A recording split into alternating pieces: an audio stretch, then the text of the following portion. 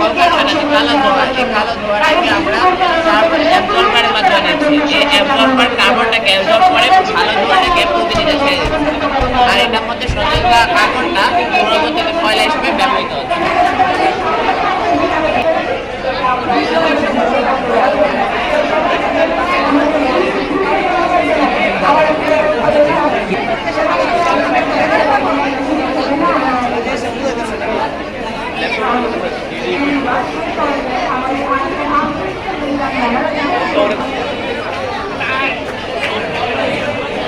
এটা কি বানাইছে? এটার ব্যবহারটা কি? এটার মধ্যে বলেন এটার ব্যবহারটা কি?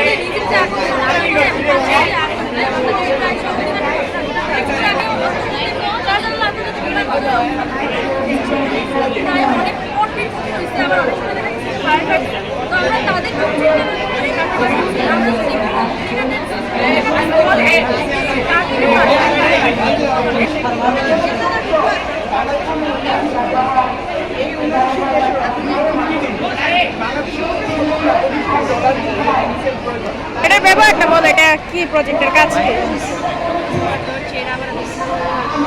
হ্যাঁ, মুখটা তো ভালো হবে। আমরা প্রায় দেখি যে শহরে অথবা বিভিন্ন জায়গায়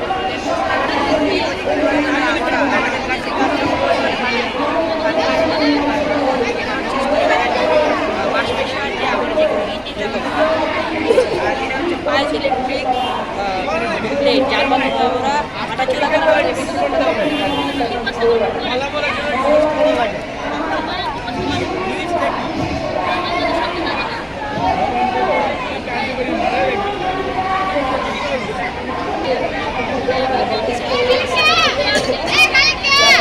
আয়নিক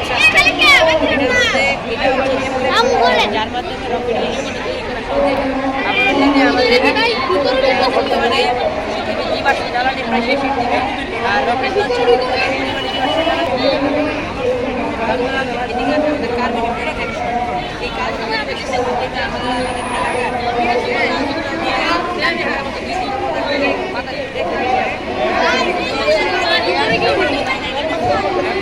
কি মনে হয় ফার্স্ট হবেন?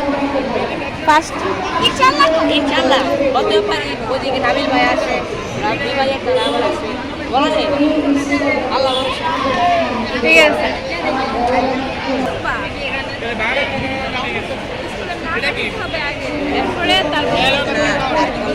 অনুষ্ঠানে সম্মানিত সভাপতি এগুলো কি বানাইছে? সম্মানিত উপদেষ্টা প্রধান উপদেষ্টা জনাব সিদ্দিকুর রহমান এমপি আজকের অনুষ্ঠানে উপস্থিত আছেন ব্রাহ্মণবাড়িয়ার কিংবদন্তি সাংবাদিক বাংলাদেশ টেলিভিশন জার্নালিস্ট নাট্যকার জনাব আলমী শাহীন, মঞ্চে উপস্থিত আছেন ব্রাহ্মণবাড়িয়া প্রেস ক্লাবের সাবেক সভাপতি বেতারের প্রতিনিধি ভাই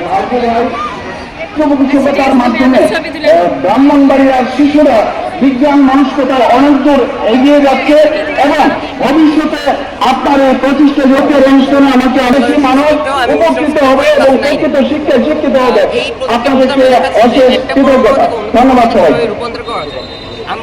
আমরা নিউক্লিয়ার রিঅ্যাক্টরের মাধ্যমে সম্মানিত সভাপতির বক্তব্য রাখবেন প্রধান উপদেষ্টা জনাব মোহাম্মদ সিদ্দিকুর রহমান ব্যক্তি। এবং আপনি সহযোগিতা করেছেন, আমি আমার এই আয়োজনের পক্ষ থেকে কৃতজ্ঞতা জানাচ্ছি। এবং বিকালে যেহেতু একটা সমাপনী অনুষ্ঠান আছে, আমাদের স্ট্যান্ডিং কমিটির সম্মানিত সকলকে পরিচয়ের মধ্যে দিয়ে একটু বক্তব্য দেওয়ার সুযোগ যেন আমরা একটু পাই, আমি সেই চেষ্টা করব। এবং এই স্ট্যান্ডিং কমিটির মাধ্যমে আমাদেরকে পরবর্তী পরিকল্পনাও আমাদের সভাপতি আমাদের যে প্রজেক্টটা, এই প্রজেক্টে আমরা মেগা প্রজেক্ট তৈরি করছি। অনেকে বলে যে আমরা এখানে 5টা রোবট নিয়েছি, 5টা প্রকল্প, এরকম কিছু না। আমরা এখানে একটা প্রজেক্ট আনছি, কিন্তু এটার 5টা ভাগ, 5টা ইউনিট। এখানে প্রথম ইউনিট হচ্ছে আমাদের 8 নম্বর ইউনিট, যার নাম হচ্ছে পথচারী 1.0। আমরা দেখতে পাচ্ছি আমাদের পথচারীর লুক, বাট এখানে একটু সমস্যা হয়েছে আনার পরে, তো এই হিসাবে এটা একটু সমস্যা হয়ে গেছে। তো পথচারী রোভারে হচ্ছে আমাদের আর্টের যে বিষয়গুলো, আমরা হচ্ছে এখানে আগুন লাগলে অন্যতম সেটাকে স্প্রে করে নিবে দিবে, দেখা গেল দরকার না। তো এরপরে আমরা হচ্ছে এখানে রোবোটিক হ্যান্ড দিয়ে বিভিন্ন কাজ করতে পারি, তারপর উদ্ধার কাজের সময় উদ্ধার কাজ করাতে পারি। আমাদের ন্যাচারাল ডিজাস্টার বা আগুন লাগলে সেটাতে আগুন লাগছে সাইডও তো তোমরাই ভাইরা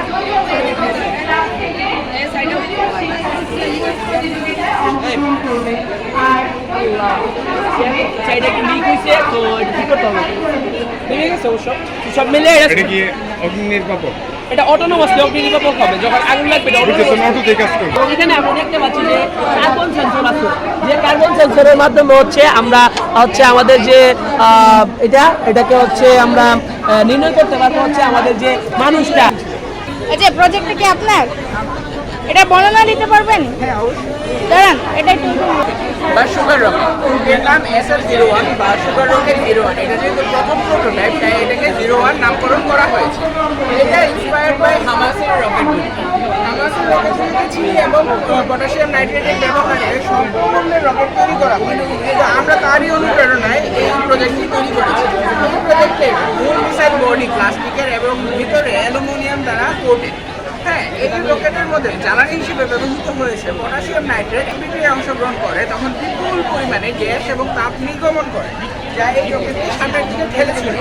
এবং এই রকেটের বিস্ফোরক দ্রব্য হিসেবে আমরা ব্যবহার করেছি ইউরিয়া সার এবং ইউরিয়া নাইট্রেট। এই দুইটার সংমিশ্রণে তৈরি বারুদ অনেক কার্যকরী এবং তুলনামূলক ভালোই বিস্ফোরণ ঘটে। এই রকেটের রেঞ্জ আনুমানিক 30 কিলোমিটার এবং এটি 421 কিলোমিটার পার আওয়ার গতিতে ছুটতে পারে। এই রকেটটি স্বল্পমূল্যের হয় বাংলাদেশের জন্য সর্বোচ্চ উপযোগী। এই রকেটের আরও একটি সুবিধা হলো এই রকেটটি ডাউন করতে শত্রুপক্ষের ইন্টারসেপ্টর মিসাইল 7 থেকে 800 কোটি টাকার খরচ হয়, কিন্তু আমাদের রকেটটি মাত্র 25,000 টাকা, যা একে আরও উপযোগী করে তোলে। বাংলাদেশে এর আগে স্কুল পর্যায়ে লাইফ সাইজ ডেমো মিসাইল আমরা এই প্রথম। আমাদের উদ্যোগটি ছোট হলেও শুরুটা হলো আমাদের থেকে। ধন্যবাদ। আসসালামু আলাইকুম, আমার নাম ইসরাত মিয়া। আমি জাবর আজিজুল হক উচ্চ বিদ্যালয়ের 8ম শ্রেণীর একজন শিক্ষার্থী।